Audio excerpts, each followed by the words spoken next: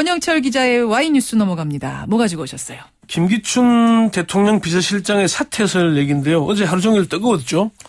갑자기 김기춘 비서실장 사퇴설 보도가 나왔어요. 예, 어제 사실 첫 여성 원내대표로 선출됐던 새정치민주연합 박영선 원내대표가 중도 사퇴했지 않습니까? 예. 이게 사실 뭐 정치 뉴스 중에는 가장 큰 탑이었죠. 뉴스가 돼야 될 텐데 오히려 이보다는 김기춘 비서실장의 사퇴설이 더 중요하게 다뤄지는 그런 분위기였어요. 맞아요. 뭐 조금 사퇴설이 구체적이게 됐습니다만은 그렇지만은 사퇴설이 워낙 많이 나와서 그런 건지 이번에도 별로 힘을 받지 못하는 그런 분위기였어요. 그러니까 김기춘 비서실장의 사퇴설이 보도되면서 맨 처음에 주목을 확 받았지만 그러면 보통 이런 큰 기사 밑에는 이제 후속 기사가 줄줄이 막 달리죠. 다른 언론사에서 받아쓰기도 하고 그래야 되는데 좀 달리기는 많이 달렸어요. 어쨌건 뭐 사퇴할 수밖에 없다 책임도 나오긴 했는데 아무래도 좀 힘이 떨어지는 느낌. 네. 왜인지 오늘 네. 그걸 밝혀주시는 네. 거예요. 우선 사퇴 소식 왜 다시 나온 겁니까? 한국일보가 가장 먼저 보도를 했는데요. 이 박근혜 대통령이 늦어도 연말까지 교체하기로 가닥을 잡은 것으로 알려졌다. 이게 이제 핵심 팩트고요. 예.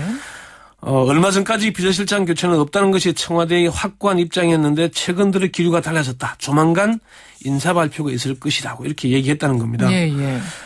이 이후에 뭐 여러 언론들이 이 기사를 받아서 뭐 제목들을 달리해서 많이 달았는데 별로 저도 처음에는 맞나 하고 보다가 기사 내용을 보다 보니까 글쎄 이렇게 되는 거예요. 좀 그랬습니다. 일단 청와대 반응 즉시 부인이었죠.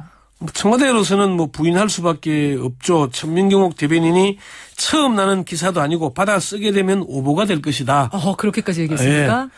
그리고 뭐 논평할 가치를 느끼지 못한다 이런 얘기까지 했고요. 김기춘 비서실장과 통화를 했는데 뭐 특별한 얘기 없이 듣기만 했다.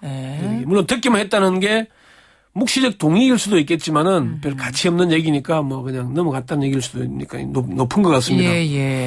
새누리당의 관계자들에게 물어보니까 터무니없다 부인을 했는데 김재원 원내 수석 부대표는 전혀 사실이 아니다. 박근혜 대통령의 복심으로 불리는 이정현 의원은 수없이 나온 얘기로 어제 오늘의 얘기 아니다. 지금까지 한 번도 안 맞았지 않느냐. 자, 이제 이거는 청와대하고 네. 여당 반응이고 예.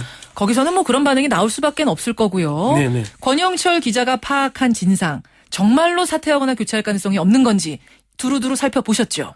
뭐 가능성이 항상 뭐 있을 수도 있고 없을 수도 있는 거지만은 지금 상황에서 교체하는 건 어떻게 보면 난센스일 겁니다. 세월호법 5개월 넘게 끌어오던 세월호법이 타결돼서 정기국회가 한 달 동안 공전됐지 않습니까? 예. 이제 국회가 정상화돼서 예산안, 법률안 뭐 처리할 시급한 사안들이 많은데 지금 인사를 하면은 또 인사 문제가 중심에 서지 않겠습니까?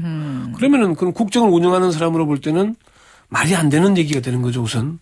일단 정치적으로 여러 가지를 고려해 봤을 때 상황상 말이 안 된다. 그리고 이 기사를 보더라도 3개월이나 남은 얘기입니다. 정기국회 한창 돌아가고 있는 판에 누가 인사를 내가 사전에 발표를 하겠습니까? 좀 그 말이 안 되는 얘기고요.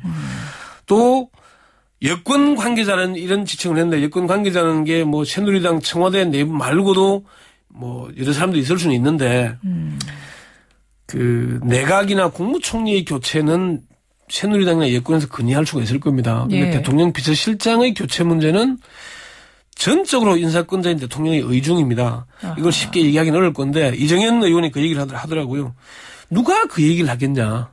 설사 그런다고 한데. 비서실장 바꾸라니 누가 하겠냐. 그렇게 얘기를 하는 걸 보니까 제가 볼 때는 뭐 가능성이 아주 낮은 그런 상황인 것 같습니다. 하지만 이번에 송광용 교육문화수석 사퇴하면서 인사 참사 얘기 다시 나오고요. 김기춘 비서실장이 또 인사한 게 또 실패했구나 이런 얘기 나왔잖아요. 여기에 대한 뭐 책임론 차원에서 사퇴 얘기 이럴 가능성은 없어요? 당연히 문제가 있고 야당에서는 책임론을 거론하는 게 맞죠. 그런데 이제 이게 우리가 이렇게 봐야 됩니다. 수석을 임용할 때 이 사람이 문제가 있냐 없냐를 먼저 보겠습니까? 아니면 업무 적합도의 문제를 보겠습니까? 두 가지 다 봐야 되는 거 아닙니까? 두 가지 다 보는데 아무래도 문제는 업무 적합도를 우선으로 보겠죠. 그렇겠죠. 그리고 문제가 있냐 없냐는 기록에 나타나는 것, 본인의 의견 이걸 바탕으로 하지 않겠습니까? 뭐 며칠 사이로 놓쳤다는 데 대해서 약간 좀 의아하긴 하지만은 그 부분은 결국 송전 수석의 거짓말이 가장 나쁜 거 아니겠습니까? 그러니까 그 거짓말을 아는 순간 바로 경질을 한 거 아닌가 저는 그렇게 보거든요. 인사검증 부실에 대한 책임을 묻는다면 당연히 안대희, 문창극 두 총리 후보자 참사 때 물어야죠. 김기춘 실장을 인사 때문에 자르는 거라면 그때 벌써 그렇죠. 뭔가가 났을 것이다, 별판이. 그렇죠. 그래요. 김기춘 비서실장 사퇴설이 힘을 받지 못하는 이유, 다른 이유는 또 뭡니까? 아무래도 현실성이 떨어지기 때문에 가장 클 거고요. 제가 볼 때는 김기춘 비서실장을 교체한다면은 개인적인 문제가 우선이 될 수 있을 겁니다. 워낙 39년생, 우리나라 76인가 고령이죠. 예, 고령의 건강 문제. 예. 그리고 아직도 장남이 병원에서 제대로 의식도 못 찾고 있는 것으로 알려지고 있는데. 불의의 사고를 당해서요. 그 문제. 이게 강하지 않겠냐, 그렇게 봅니다. 굳이 교체를 하자면은 이제 내년이, 지금 3년 차에 들어가지 않습니까? 그렇죠. 박근혜 정부. 예. 그때 이제 국무총리와 비서실장을 교체하면서 전면 쇄신 차원에서 할 가능성이 남아있긴 하지만은 그렇게 하더라도 지금 정기국회 이제 정상화됐는데 갈겠다. 이건 조금 말이 좀 안 맞는 것 같습니다. 그래서 어제 사퇴설이 나왔음에도 불구하고 힘을 받지 못하고 사그라드는 모양새다. 이런 말씀이신데 그나저나 김기춘 비서실장 교체설이 자주 나오는 건 사실이잖아요. 그건 왜 그렇습니까? 아무래도 좀 김기춘 비서실장의 업무 스타일, 박근혜 대통령도 불통 때문에 논란을 빚고 있지 않습니까? 김기춘 비서실장 스타일도 불통 논란에 항상 거론이 되는 겁니다. 그래서 여권 내부에서도 불만이 있는 거죠? 네, 그렇습니다. 이준석 전 새누리당 비대위원이었죠. 한번 분위기를 일신해보는 차원에서 나쁘지 않을 거다 이런 얘기를 하기도 했어요. 어제 방송 인터뷰에서. 비서실장 교체설. 예. 교체. 그리고 김기춘 비서실장 본인도 최근 신동아와 인터뷰에서 불통에 대해서 비판은 감수하겠다 그런 얘기를 했습니다. 근데 그런 부분이 있긴 한데 어쨌건 김기춘 비서실장의 교체설이 계속 나오는 것은 업무 스타일이고 여권 내부에서도 김기춘 비서실장에 대한 불만이 그만큼 많다는 걸 반증하는 겁니다. 그렇군요. 그것만은 분명한 사실이라는 말씀.